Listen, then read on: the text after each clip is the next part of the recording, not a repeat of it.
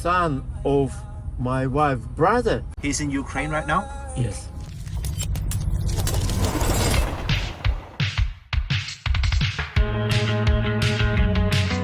Sanctions, restrictions, trade wars. The current sentiment seeps into every facet of life here. Because situation of the world. What is it like to visit Russia in 2023?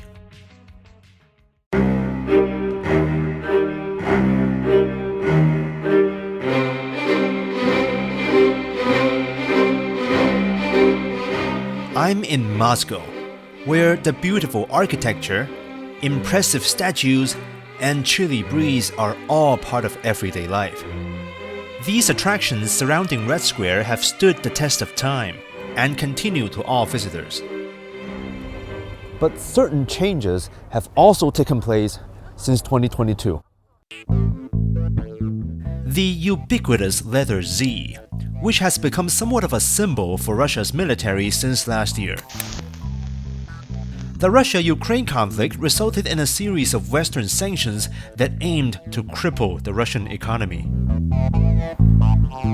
The one place where you can see just how things are different is a shopping mall.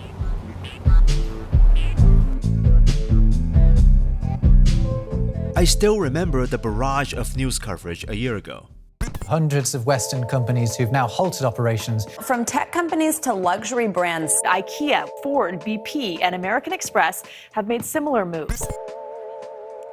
Now a year has passed. This shopping mall is lively on a typical weekend, except in some places.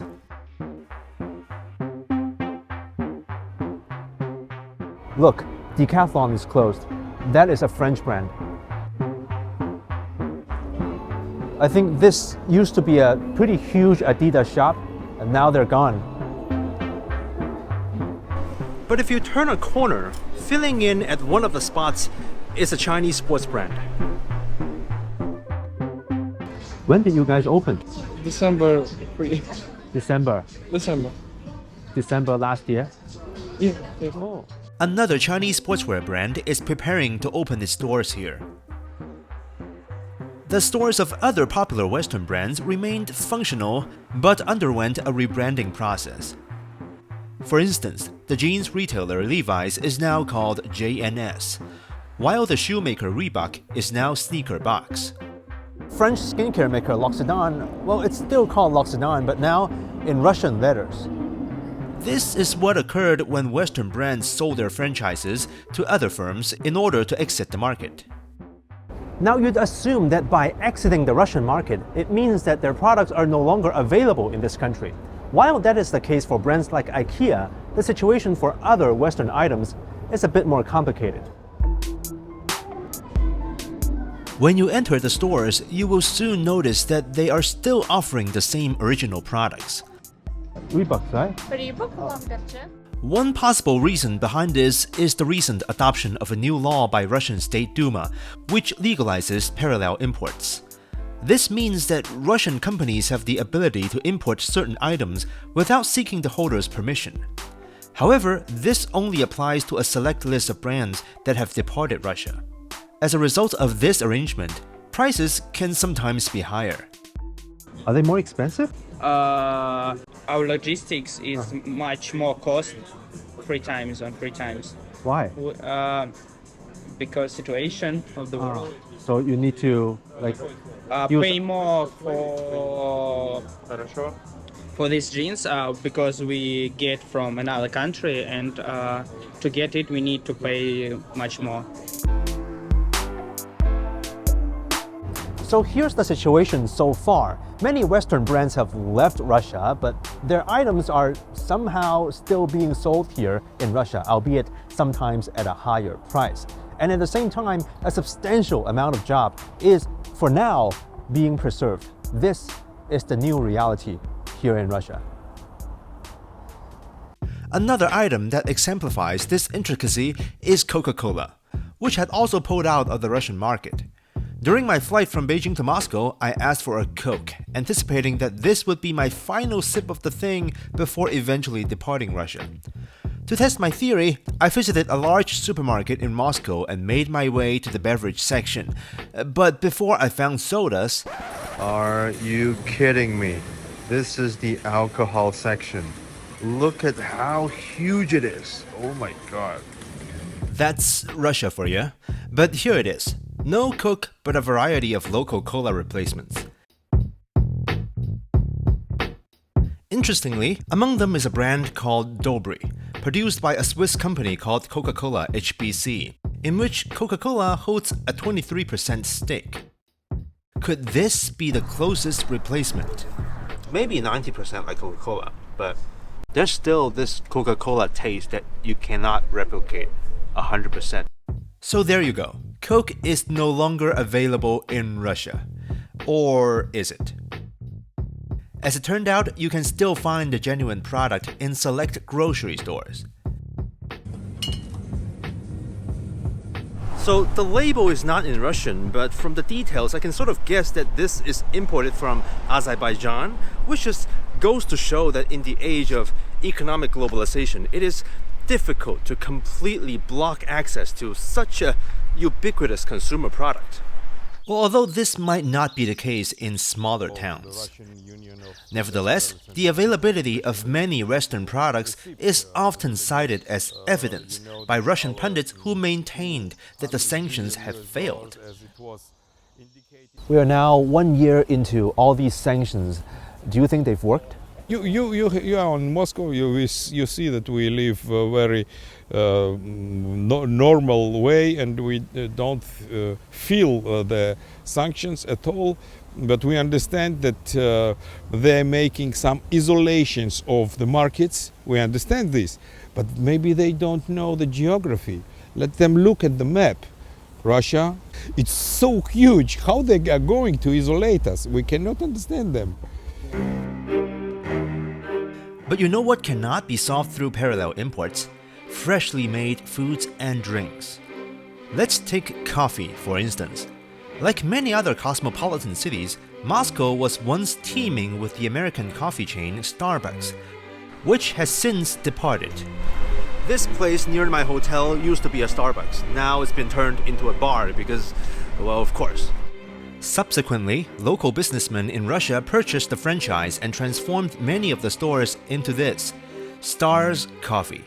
The original logo was revamped, replacing the mermaid donning a crown with a lady wearing the traditional Russian headdress, kokoshnik. Moreover, Stars Coffee has to procure their own beans from Latin America and Africa. До свидания. Another Western icon that used to be everywhere. McDonald's is now called, In English, it translates to tasty, and that's it. So we're right now at Pushkin Square. The building on my left used to be the first ever McDonald's in Russia, which was opened in 1990.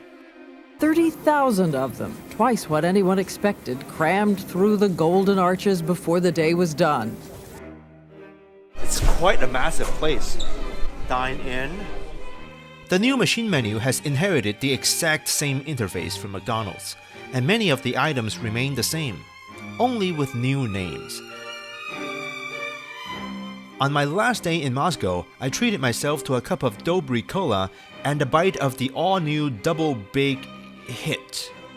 Big Hit is the Russian version of the Big Mac. Can't really tell the difference.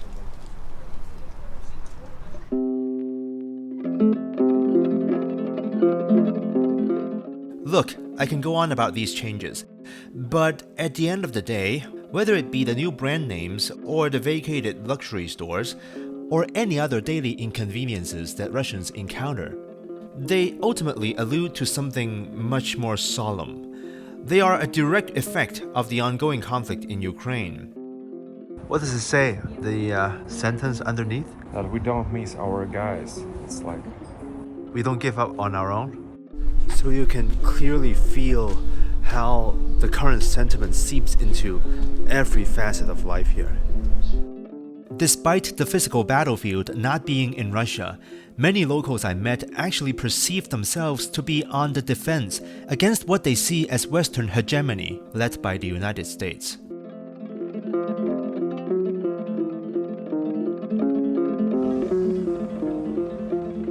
I think the problem with United States, maybe I will be not right, but it seems to me that they do not so good things. We met taxi driver Sergey.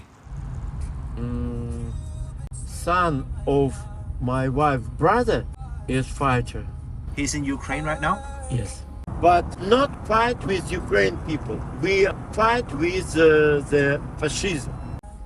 Are you worried about him? Yes, we are worried about him. How often are you guys able to talk to him? No, it's difficult because it's very dangerous when you call, because they can Oh yeah, the intercept. check the position. That's why we don't call him. Sometimes he writes, but not a lot. I hope it will finish soon.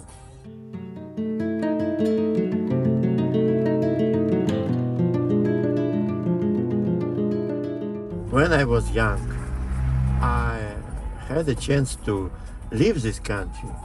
What made you decide to stay and not leave Russia? No.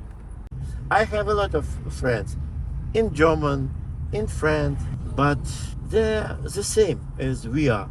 Yeah. We have the same problem, where to find the work, how to make a lot of money, how to live in family, because we want a good future for our children. The same, but so many problems about different countries. I don't understand why. My children and my grandchild, I say the same. You must like all people in the world. All people. And my father told me the same. Oh, Father, tell me, do we get what we deserve? And where down we go? Listen, it's good music. It seems to me that when we live, we go down. Yeah. And we are waiting the time when we'll go upstairs. And where down we